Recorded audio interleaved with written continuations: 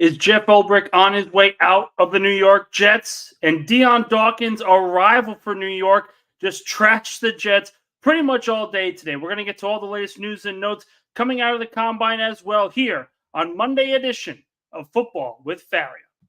It's time for Football with Faria. You got to get the offense right, and you got to be able to be aggressive. They put up 14 against the secondary. That is driving me up a freaking wall right now.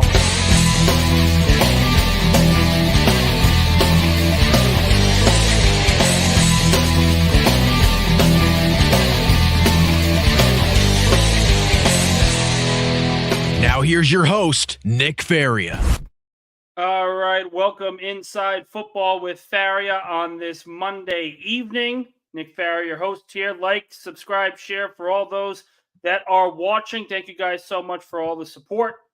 We are nearing really the 2-month window of starting this particular show. We've got the NFL Combine starting up in just a few days. Going to be an exciting time in Indianapolis. Can't wait to go next year. But there's a lot of stuff to talk about today, and it seems that always is the case when it comes to the Jets. The dead period of the NFL season has begun. Free agency hasn't started yet. We have the draft coming in April. The Combine isn't even here yet, and we've got coaching rumors, players bashing other players, rivals bashing rivals. It seems that it just never ends here with the New York Jets in Florham Park. For those of you that are calling in for the first time, the link down in the YouTube description below is there for clicking. You guys can call in, try to answer all of your questions today. We have a lot to talk about as we go here for the next hour. And the top story today is obviously Dion Dawkins, Buffalo Bills left tackle, trashing the Jets in a major, major way over the weekend. Went on Vlad TV. Personally, I've never heard of it, but he went on Vlad TV with his shirt off and basically discussed the New York Jets for a good few minutes and talking about the team, talking about the dysfunction around the team. And he was very poignant with his comments. He stated that Michael Clemens essentially is a bum. He hates him. He hates the entire defense. He thinks the entire defense is more focused on Instagram photos and posting photos for social media than they are about winning. And Jet fans, I know you're not happy about it, so let me know what you guys think. But the main takeaway that I had, first off, I agree with Sauce Gardner. High and mighty for any particular player to bash an opposing team and say they're more focused on social media when you're in the middle of a show with your shirt off, talking about every other team but yourself. That's just me personally. That's just me. High and mighty for these people to do it. But also, I find it kind of weird. I don't know about you guys, but when the Patriots were dominating the AFC East, and I've kind of felt this way for a very long time about people commenting and just players using social media to bash other organizations. If you haven't won a Super Bowl in your time frame, there's very little that you can actually talk about. I'll even venture it to say been to a Super Bowl. If you've been to a Super Bowl, then you can talk about and making jokes at other people's business and making jokes about opposing organizations. It's very weird that teams from organizations that haven't been to the Super Bowl comment about teams that haven't been to the playoffs. It's just, okay, we're both in misery. So what? That's just me personally. I'm not going to sit here and say that Dawkins is wrong. I'm not saying Dawkins is right. It's me giving my personal opinion. It's weird when players for teams that were eliminated in the divisional round because their kicker missed a very makeable field goal is talking about a team that was decimated with the quarterback position. It's just very odd. And quite frankly, if the Bills are going to talk, you got to have a championship to your list, and B, you got to sweep the Jets, right? You got to sweep the team you're talking about. And the Bills didn't even do that this year. So it's very odd for a left tackle, to come out here with these comments about a defense that shut them down on opening day. It's very odd. And I'll even go further as to say this. If Dawkins wants to talk, if he really wants to talk about the Jets defense, well, can you at the very least get to the conference championship or the Super Bowl before we have those conversations? Like, the comparison that I have is like with the 49ers and Eagles of this past year. The 49ers trashed the Eagles tremendously all off season for losing the Super Bowl. But the 49ers, A, had been there, and B, got there this year. The 49ers were in the Super Bowl this year. So Philadelphia and San Francisco talking trash to each other about essentially the same thing. You lose in the Super Bowl to the Kansas City Chiefs in heartbreaking fashion. That's realistic. That's a legitimate gripe. That's legitimate trash talk. But if you're Dion Dawkins and you're trash talking about a Jets team that didn't make the playoffs this year, that you did not sweep, and you did not get to the conference championship game, you didn't get to the Super Bowl, what are you doing talking about a completely different team? Aren't you supposed to be above them? Isn't that the whole point of this? The whole point of being the crowning achievement of the AFC East is to not stoop to one of the worst teams in the division? Isn't that not? Like, if you're talking trash about the Dolphins, you talk trash about the Dolphins. Eagles and Cowboys fans go at it. The AFC North goes at it. The South will go at it. But if you're a team like the Bills, what are you doing? Focus on the third place Jets. That's what you're talking about? In February, a month removed from losing in the divisional round again? I don't know. That's just me. Jet fans, let me know what you guys think. Comment here in the live chat if you guys want to call in. The link is in the description down below on YouTube. We're talking about Dion Dawkins' comments here on Vlad TV surrounding the New York Jets. And he did pay respect to Quinnen Williams. He said he liked him as a player, liked him as a person. And I think really this goes back to November's contest, because we know that Dawkins and Michael Clemens, who Dawkins did single out in this interview, they had a dispute in the middle of the field and going into the locker room following the November game in which the Bills won 32-6. So there's some history there between those two guys. But I guess my biggest question for Dawkins is, okay, did you get to the Super Bowl? Did you get to the conference championship? And if the answer is no to all of them, then what are you doing talking? Are you celebrating another division? Normally, if you're celebrating a division title, that means you have won championships before. The Bills haven't even gotten there. So what the hell is he talking about? What high ground is he speaking from? Congratulations, you've been to the playoffs and lost every single time. Am I the only one here that just looked at that? And again, Dawkins is a good player, a 3-time Pro Bowler, a really solid left tackle. And he's done a really good job against the Jets pass rush for the most part. Michael Clemens, a player that Jets fans like, but they need to see more of from a mid-round pick from one of the best draft classes in NFL history. They need to see more of. But why is Dawkins talking at all? You're not the quarterback. You're the left tackle. Your job is to protect the quarterback. Now you have given the Jets ammunition to go into 2024 ready to kick your ass. Oh, they're only focused on social media. Essentially giving a dig to DJ Reed, talking about being a historical defense in the offseason last year. But again, you really want to give ammunition to a Jets team that is going to have their franchise quarterback next year? You really want to give Aaron Rodgers even more ammunition? This was just a dumb thing for them to do. And listen, again, I've said it. Dawkins is a great player. But if you're choosing between an athlete who shuts his mouth and says, listen, I don't want to talk about the Jets. We didn't get the job done. I'm not worried about the Jets until they sweep us or they compete for a division championship. They aren't doing it yet, so that's not our problem. We're focused on what we can focus on. He singled them out. This offseason, Jet fans should be thanking Dawkins. Thank you. The locker room is now going to be focused when the Bills and the Jets face off. And now, instead of it just being a regular AFC East tilt, you have put fire into the coffin. Good luck. Good luck. It's just, I don't understand it. I don't understand why he did it. I don't understand the reasoning behind it.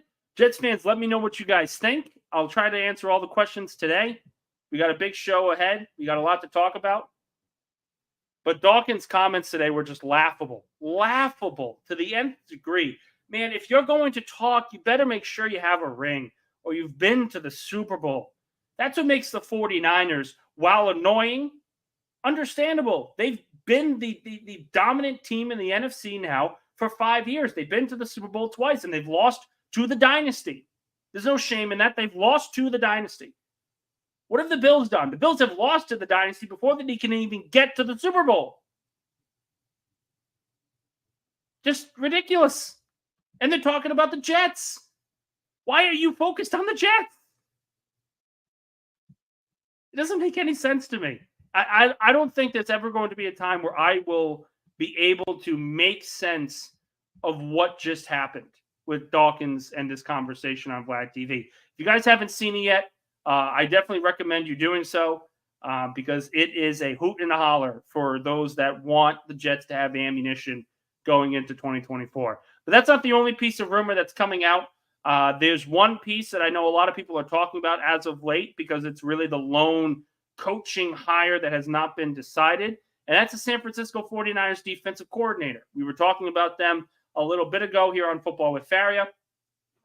But there's a lot of people trying to connect the dots of who the 49ers are going to hire as their defensive coordinator. And one name that is surprisingly in the mix is Jeff Ulbrich. I'm not sure why, because from what I have heard, he is not leaving Robert Saleh. He loves coaching under Robert Saleh. There's no real report here that I have heard that's even teasing the fact that Ulbrich wants to go to San Francisco. The Jets, because he is under contract, can block him from going to San Francisco because he is the defensive play caller on the unit. So they can block him before ever getting to this point. So there's this rumor going around that Ulbrich could potentially be heading to the 49ers. That's probably not going to happen for a number of reasons. Number one, he's still under contract. The Jets can absolutely block him and should block him. He's a great coordinator. But also, nothing that I've heard shows that Ulbrich wants to leave for a different position. And this is kind of what I was talking about last week, guys, when the quarterback coach Calabrese was leaving, when a lot of the offensive assistants were leaving, and a lot of you guys said, oh, these are rats jumping ship. And I pushed back against it because I stated if this was rats jumping ship, the defensive staff would have already left, or the majority of the defensive staff would have already left. And it's not happening. It's not. And Marquand Manuel, great secondary coach, he hasn't left yet, even though we did take some interviews. Again, a lot of these changes have been promotions. So I can't sit here and say, oh, Robert Saleh's staff is done. This is terrible. It's all going to crap. That's not the case here. That could change if Ulbrich were to leave, because then Robert Saleh would have to call the defense, and there's a lot more pressure on him than already is. But under no circumstances right now is Jeff Ulbrich going to leave for San Francisco. They have interviewed Brandon Staley. They've interviewed a couple of different people from what I've heard. If I were a betting man, I think Brandon Staley is probably the go-to guy on that defense. He's probably going to San Fran as the defensive coordinator. But I'm not going to sit here and tell you that Ulbrich is leaving, because it's just not going to happen. It's just not. The Jets have everything, every power in their hand. They have all the leverage to simply sit there and tell the 49ers to go screw. It's not going to happen. So I want to clear that out of the way. We're 15 minutes into the program. Again, for you guys joining for the first time, link in the description on YouTube is down below. If you guys want to call in, I'll be free to answer also any questions that you guys have throughout the program. Talked about Dion Dawkins today, trashing the Jets in a very, very stupid fashion that Sauce Gardner rightfully called out as hypocritical. We talked about now about Jeff Ulbrich potentially, but not potentially, leaving the Jets defense. to coach the San Francisco 49ers. That's probably not going to happen. But now we have to talk about the week ahead and the NFL Combine that's coming up. And the one rumor that I keep hearing that I think absolutely has some merit to it and can change the entire draft board if we really want to talk about it is at the Combine, you're going to be seeing a lot of players potentially test out and essentially choose not to do on-field drills. And most of them are going to be from the quarterback room. We know Caleb Williams isn't going to throw. We know Marvin Harrison Jr. is not going to participate in field drills. All that makes sense. All that makes sense. If I'm being frank, though, it's a great thing if some of these guys do. And the one that I'm talking about in particular is it's JJ McCarthy. I think McCarthy is a quarterback I really like.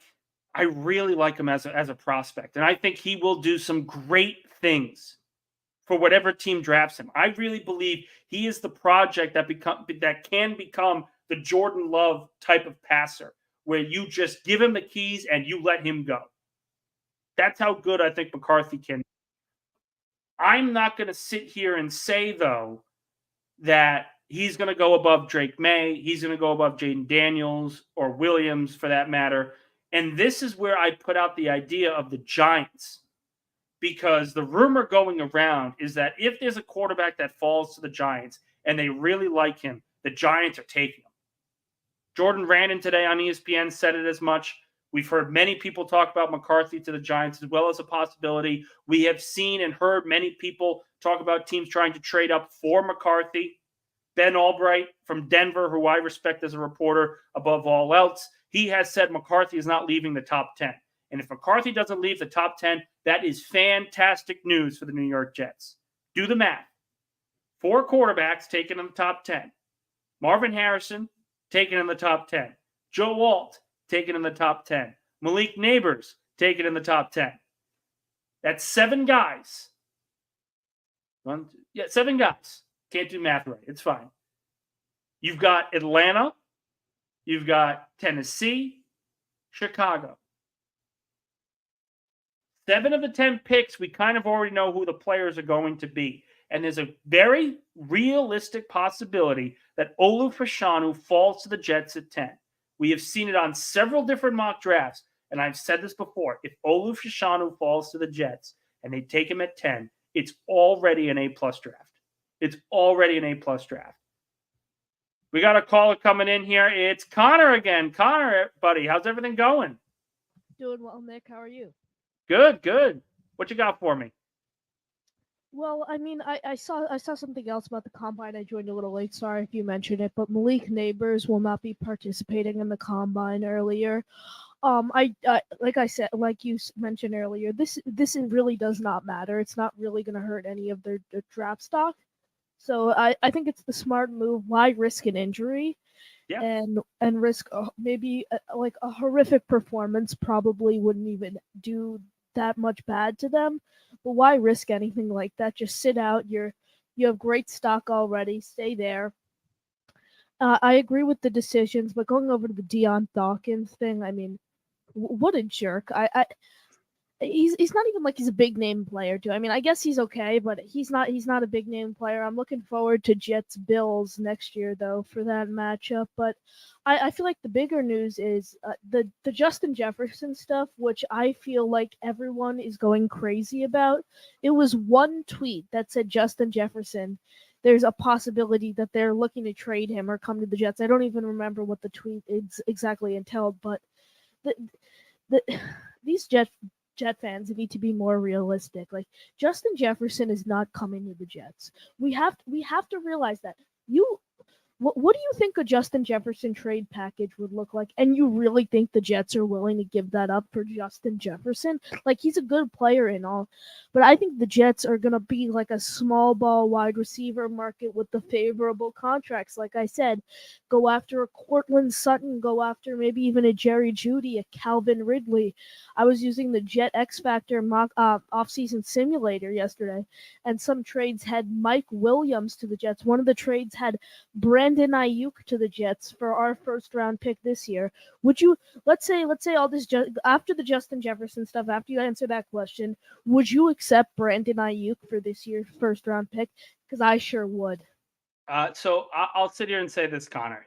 I understand that people are a little frustrated about the idea and the report that Jefferson could be on the trade block. I do want to pour some gas on the fire, though, for a couple of reasons, if you will, because if you look at his contract, he's owed $19 million this year, and he's a free agent next year. Now, the Vikings can essentially keep him, not give him the deal he wants, and franchise tag him for about 22, 23 million next year. And then franchise him again and go through that. But this is arguably a top 5 player in the National Football League that's not a quarterback. And the one comparison that I have, and this is really the only comparison that I can give, when A.J. Brown was traded to Philadelphia, A.J. Brown was 24 years old. He was coming off a really good year. He had some injury concerns, but he was still a Pro Bowl, all-pro caliber player. And Philadelphia gave a first and a third for him. Jefferson is better than Brown coming out. Way better. And the 10th overall pick is a massive, massive trade tool that teams can be using and looking for. If you're the Jets and you can give the Vikings the 10th overall pick and a 2025 second for Justin Jefferson, I think that's a very, very tantalizing idea for Minnesota. Now, I'm not going to say they're going to take it. I'm not even saying that a first and a second. I think we're looking at least 2 to 3 first round picks. And then you also take into consideration this guy's going to want $30 million a year. And next year, all Garrett, Jermaine Johnson, and Breece Hall are all up for extension. So you really want to go out and give up 2 to 3 first round picks and possibly more 2 to 3 second round picks along with that to go out and get a guy that you're going to have to pay $30 million a year who's basically just going to destroy our cap hit and risk losing Jermaine Johnson, Garrett Wilson, and Breece Hall. No, thank you. I'd rather go out, and I think the most expensive we'd get at that position would probably be someone. I think the most expensive we'd go was Mike Evans would be the most expensive wide receiver we'd target. And I personally, I think the Ayuk trade, if that was someone offered, if San Fran offered us Ayuk for our first round pick this year, I'm taking that deal. Well, why would you take Ayuk over Jefferson if you're still giving up 10 and you're still going to have to pay Ayuk as well because he's also coming off his rookie deal too? Yeah, but I'm not giving up 2 to 3 first round picks for Ayuk along with several seconds. Do you know though if the Vikings? Because here's the thing: we have never seen a trade market like this for a player of this caliber coming out. So it very well could cost 2 first round picks. It also might not though. There's a chance that it might not because Minnesota will see and essentially say you're trading for a guy on an expiring deal. He's not going to want to come here unless you agree to terms on a contract. And the other piece I think you're forgetting is this. With contracts, teams have an annual average of salary that they're dishing out to certain players. So Jalen Hurts is making an average of $50 million. Do you know what his cap hit is for this season?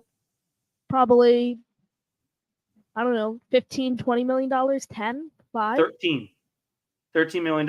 Next year is 21. Next year is 20. The year after that is 28 million. What you're saying?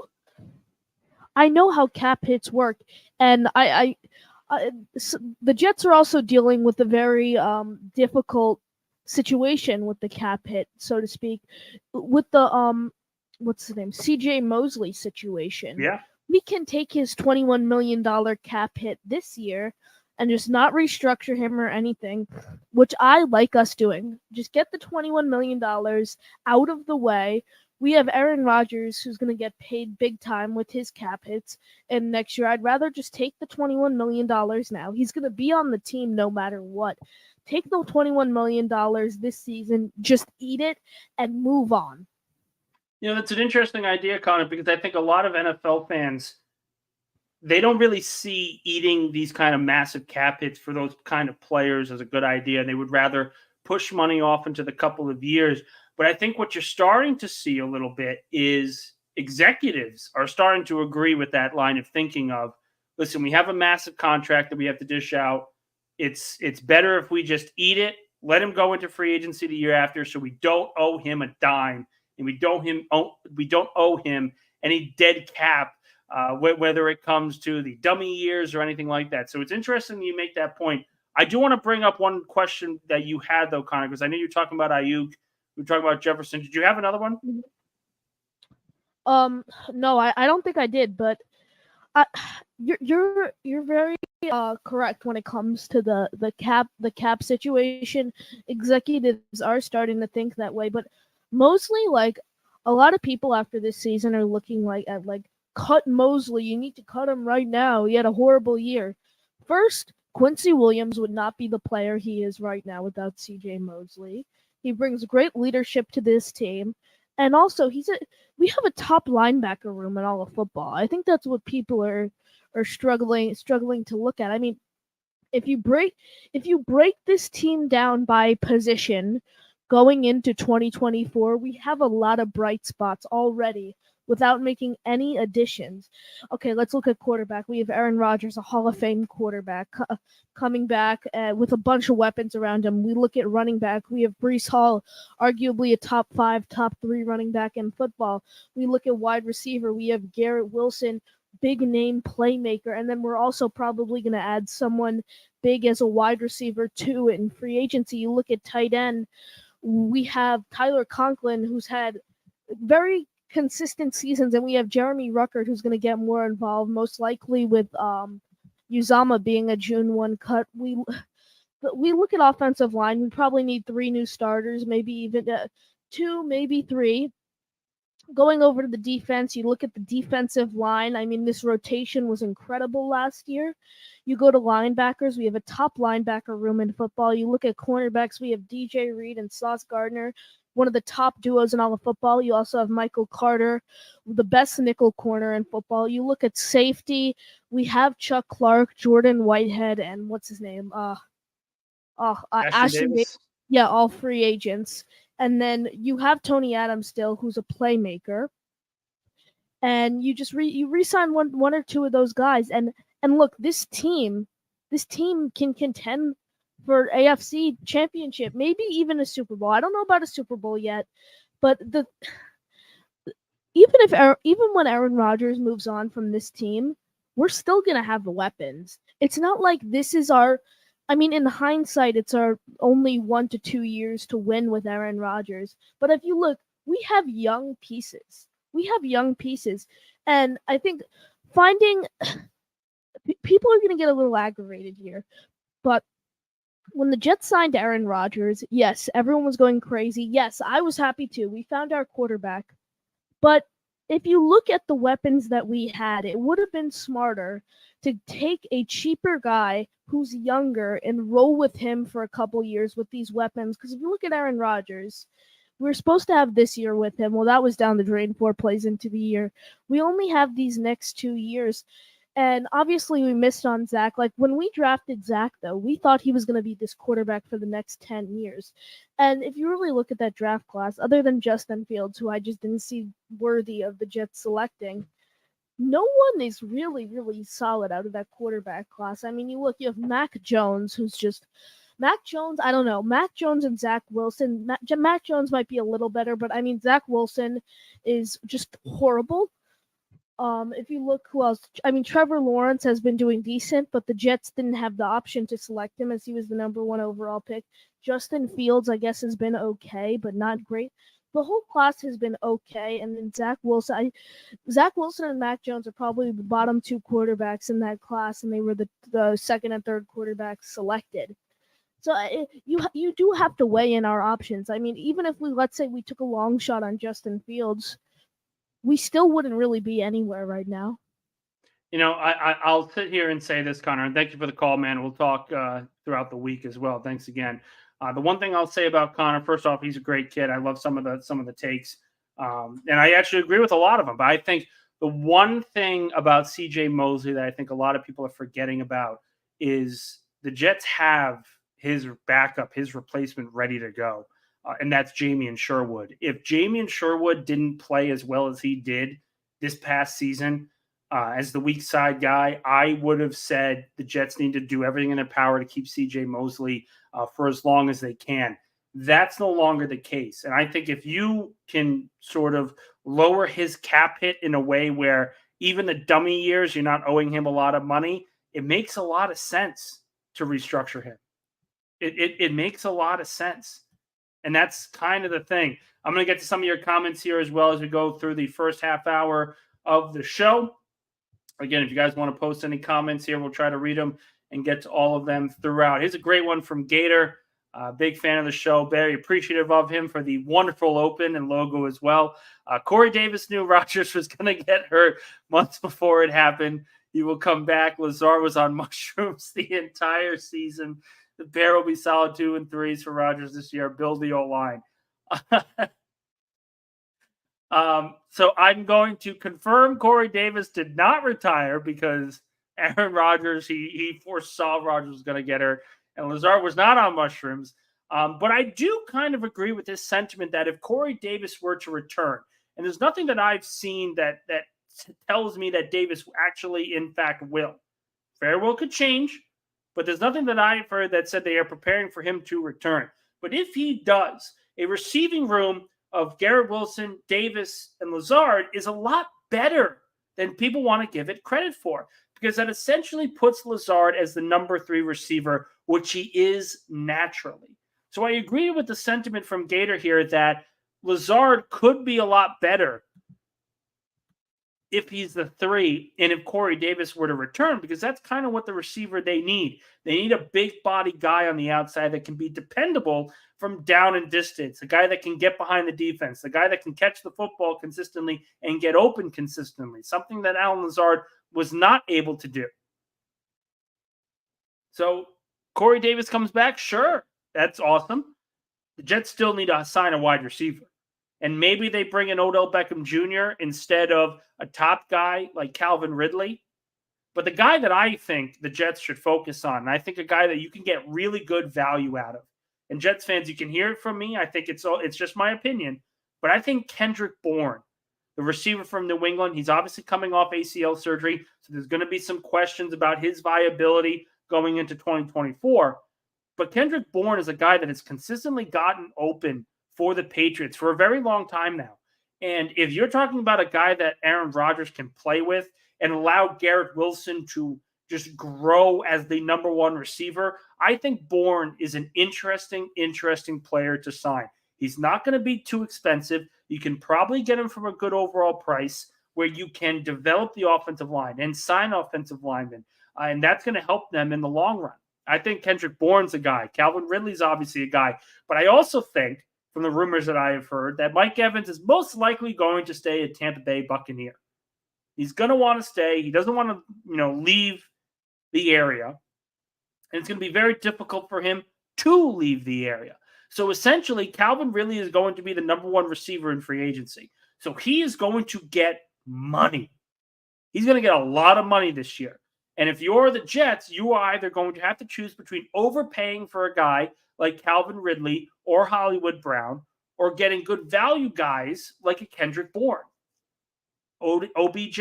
And I think if we're making sense here, I think an OBJ is a number 3-4 guy or a Kendrick Bourne is a 3-4 guy. It makes a lot of sense.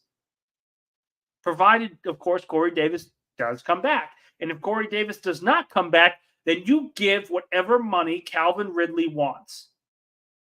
Christian Kirk money. We all realized and we all said that Christian Kirk's contract was a massive overpay by the Jaguars, but it worked out. It worked out a lot. So I think it makes a lot of sense where if if Davis doesn't come back, Ridley's the guy you go after. 100%.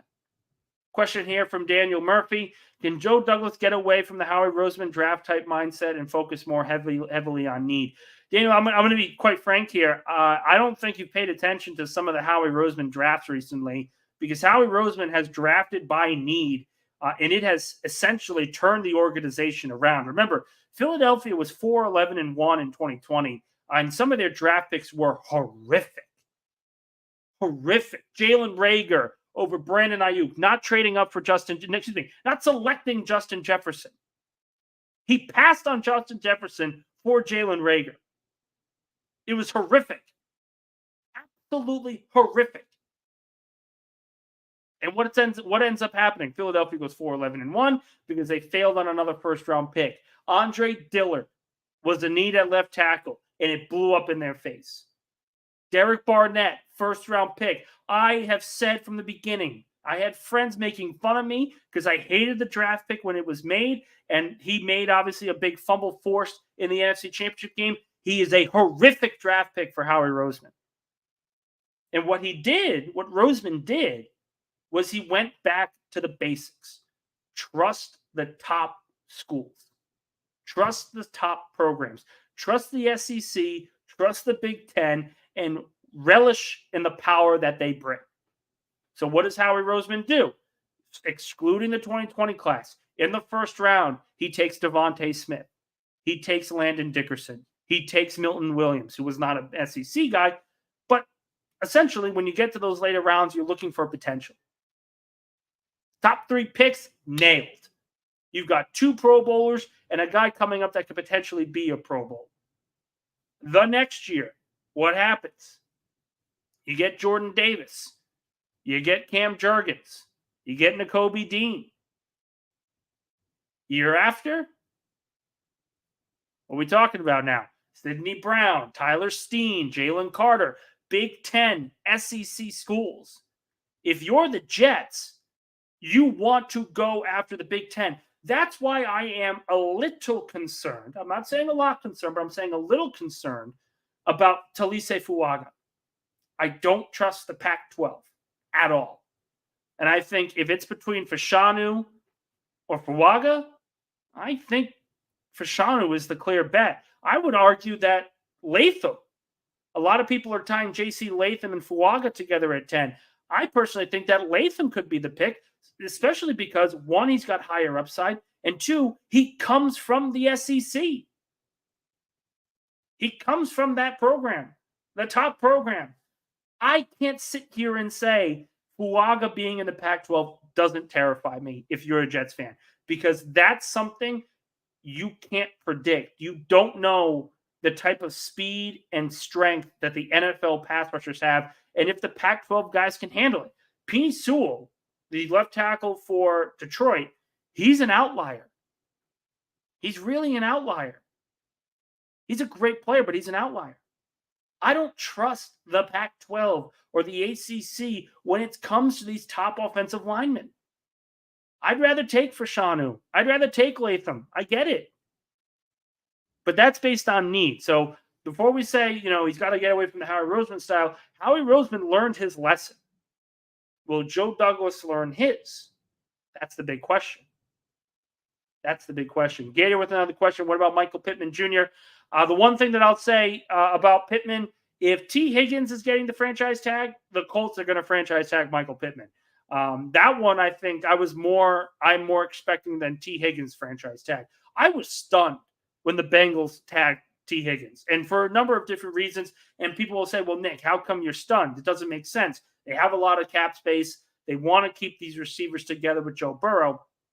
But the one thing that I look at and say, if the Jets have offensive line problems, then what do the Bengals have?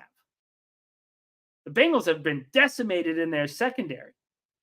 There are other reasons why the Bengals didn't make the playoffs this year. And it's not just because Joe Burrow was lost for the year at the end of the year. They were clinging for life because the offensive line was atrocious and the secondary was just as bad. And this is going to be a deep safety free agent class. This is going to be a deep cornerback class. We've got the offensive line questions that we have. If I were the Bengals, I would look to trade T. Higgins. The Colts aren't trading Michael Pittman. And I think that's why a lot of people are sort of crossing him off the board right away. But if you're the Jets and you can get T. Higgins for a second-round pick, second and maybe multiple late-round picks, I'm not saying that's going to happen. But if you can trade for T. Higgins, you trade for T. Higgins. Sorry. This guy is a number one wide receiver anywhere else. And the only reason he's not in Cincinnati is because Jamar Chase is a top 5 wide receiver in the game.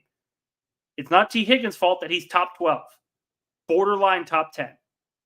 It's the Devontae Smith question. Is Devontae Smith a top receiver? Is he a number one receiver on every other organization outside of the one that has A.J. Brown? Yes. Is T. Higgins in that same category? Absolutely. We saw it all year. When Jamar Chase went down, Higgins continued to step up. So if you're the Jets and you are into the receiver market deep and you can't get Mike Evans and you can't get Calvin Ridley, I am all in on giving up a second rounder for T. Higgins because it makes the most sense. Not saying you give up a first because I think he's a little too big for 10. He's not Justin Jefferson. But you go and make a deal. You got to go all in on this season. And if that means putting all your assets to this year to show ownership that you are capable of building a contender, then that is what you do. Plain and simple. John B here. Listen, it's interesting. I see John B. I'm just going to shamelessly plug Outer Banks. My wife and I just finished the first 3 seasons last night. Holy crap, what a show. I mean, that was freaking awesome. I love the sitcoms. I love How I Met Your Mother. New Girl is fantastic. Big fan of Brooklyn Nine-Nine. Holy shit, Outer Banks blew me away. So just out of the blue, John B. Free agency moves will dictate the needs after round 1. Let the quarterbacks run up the board and allow the best offensive tackle to land in the Jets' favor. This is what I was kind of teasing early on in this show about the draft potentially falling in exactly what the Jets need. Exactly. If Fashanu falls to 8 or he falls as far as 9, there's a very good likelihood that the Jets could potentially trade up and get him. It's not out of the realm of possibility. It really isn't, because if you look at this draft and you look at the mocks, it makes a lot of sense. Go through it, guys. Caleb Williams at 1, Drake May at 2, Jaden Daniels at 3, Marvin Harrison at 4. We have the Giants at 6. They could potentially take J.J. McCarthy. Do the Chargers take Joe Waltz, or do they take Malik Neighbors? That's a question that people are going to have to answer, and it very well could be a receiver. I know Harbaugh loves his offensive linemen. And then you have Alt at 7 if they take Neighbors. McCarthy goes to the Giants at 6. Alt goes at 7. And you have 8, 9, and 10. You mean to tell me if you're the Jets, you wouldn't give up your 10th overall pick and a 3rd rounder to move up to get Fashanu? A left tackle, a true left tackle in the draft with tremendous upside, excellent pass blocking ability. He is the antithesis of Mekhi Becton, in that Becton had great size, but he was a run blocker. He was an absolute grinder, but he came from Louisville. He didn't really know the speed of the NFL. Fashanu knows it because he was in the Big Ten. If the conversation is to trade up at 8 with the Atlanta Falcons and get Fashanu, it's a no-brainer to me. You give up the 1st and the 3rd. You give up the 1st, 3rd, and the 5th, and you go get your tackle. You do what you couldn't do last year with Broderick Jones. Plain and simple. And yes, I do agree with John B. here. Free agency moves will dictate the needs of round 1, as they always do. They always do. But when it comes to these quarterbacks, this is where kind of we understand the plans ahead. And we will know if Minnesota is desperate to sign or to draft and trade up for a quarterback if they let Kirk Cousins walk. We'll know that if Atlanta is going to be in the market for a tackle, if they sign Kirk Cousins or if they trade for Justin Fields. These conversations are going to be had. And it's going to be very, very interesting to see what happens here because there's so many options. We know the first 3 picks, essentially. We kind of know them. Because even if the Patriots trade back, Jaden Daniels is most likely going to be the 3rd overall pick. We know Harrison is going at 4 to the Cardinals. The question will be, okay, what do the Giants do and what do the Chargers do? If they both go receiver or receiver quarterback, the floodgates are open for the Jets to get Fashanu. Something to look out for. And people might say, oh, it's not going to happen because it's the Jets. Crazier things have happened. Crazier things have happened. One final question here from Gator. Any interest in Darnell Mooney? I think Mooney is probably in that 3rd or 4th kind of tier of receivers that are going to be available. I think a flyer for him would make a lot of sense. A value guy that could have a lot of upside with a quarterback like Aaron Rodgers. Mooney hasn't played with a competent quarterback like Rodgers in his career. And it could take him off. He could have a great season. A great season. So I'm not going to sit here and say that it's outlandish to sign him or to trade for him. I'm not saying that. All I'm saying is there are better guys in the market that you could potentially get. And if the answer is Mike Evans or Calvin Ridley, you take Mike Evans, then you go to Ridley, and then you go potentially the trade market. And again, I say, I've been pounding the table for this. If you're the Jets and T. Higgins is available because he won't agree to the franchise tender and he won't agree to a long-term extension unless it's for over $20 million, you give the Bengals a second and you take Higgins and you run with it.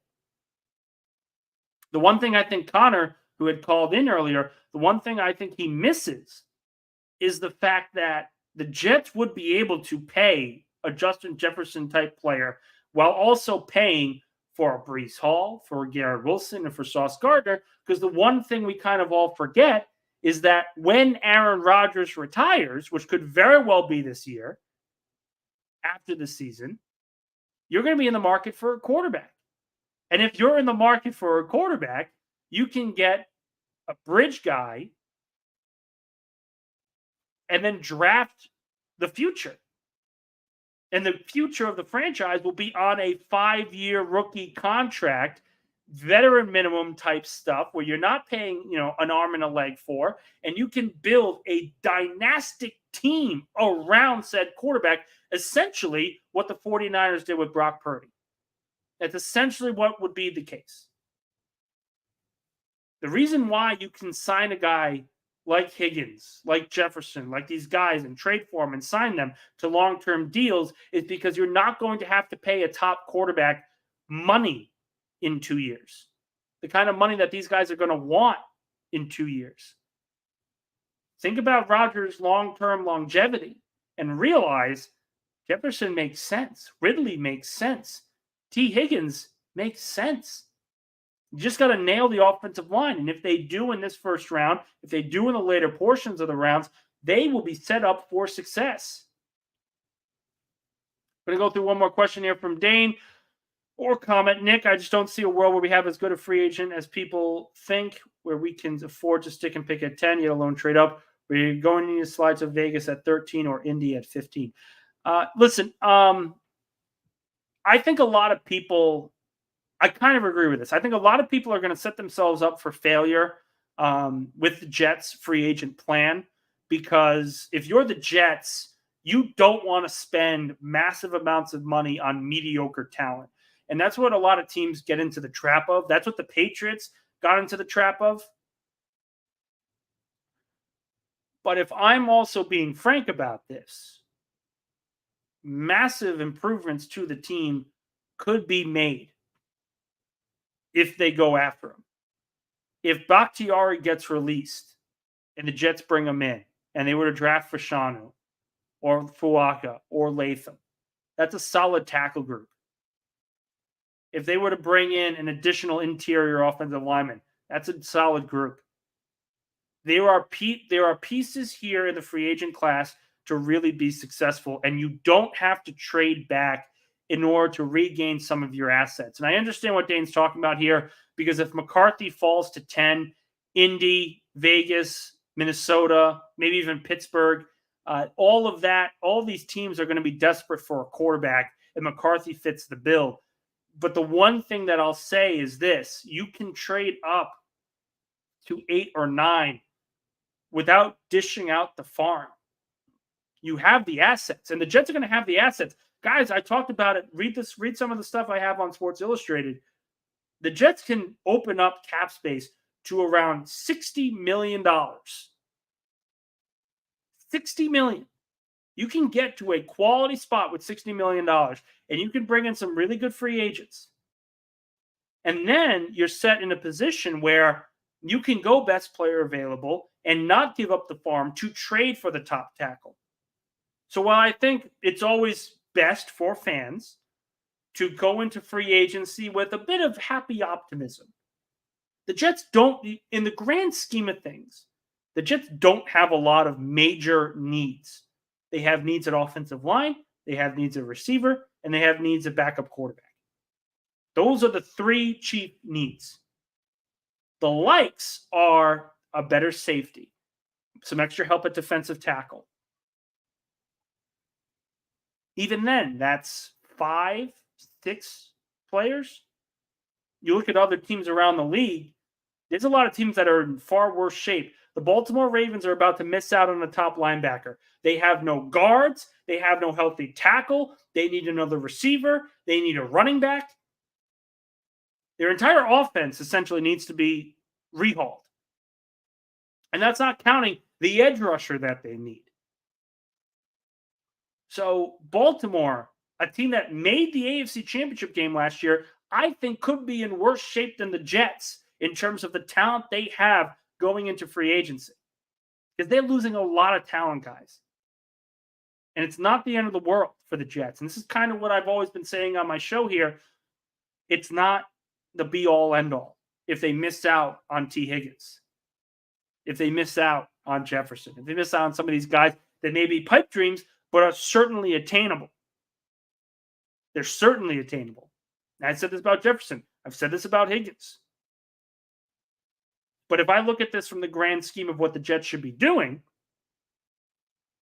I like them going after Tyron Smith. I like them going after Calvin Ridley. You bring in a backup quarterback, a guy that can go in, sit behind Aaron Rodgers, and do all the stuff he needs to do. And all of a sudden, your team is looking pretty good. You bring back Chuck Clark. You bring back Ashton Davis.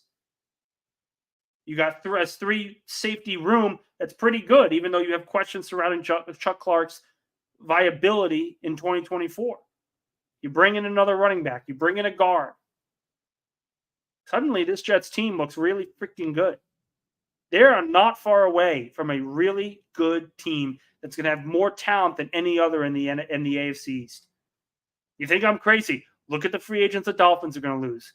Look at the free agents the Bills are going to lose. Look at where the Bills are in terms of their cap problems. And you tell me why the Jets cannot compete for a division title, even with the roster as it is right now. It can be done. And it's not outlandish to think so otherwise. So I'm going to have a parting gift for you today as I close up shop. Jets are not that far away. And we're going to go through some of the things I wanted to talk about the Combine today. Looks like we're going to be doing that on Wednesday. Again, guys, Monday, Wednesday, Friday are my shows. So I appreciate all of you guys that have jumped on today to talk some football. But the Jets are not far away. And I'll see you guys Wednesday with that parting thought. Think about that. Look at the roster you have and look at the rest of the rosters in the NFL that are being decimated in free agency. The Jets are not far off at all. I'll see you guys on Wednesday. Thank you guys so much for watching.